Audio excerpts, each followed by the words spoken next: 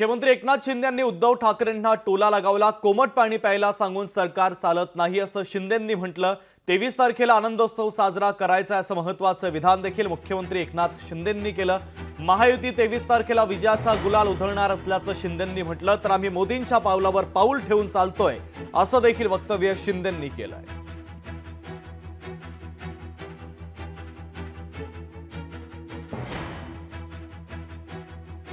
विरोधकांना देखील आपल्याला 14वे रत्न या निवडणुकीत दाखवायचं आहे आणि कायम घरी बसवायचं आहे।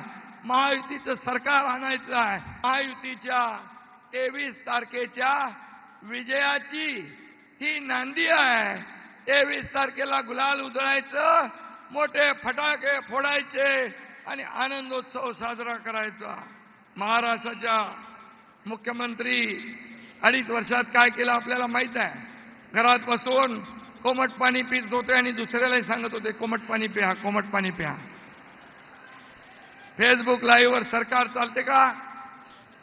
गृहमंत्री खंडणीच्या आरोपाखाली जेलात जात होते, सगळे प्रकल्प बंद पाडत होते।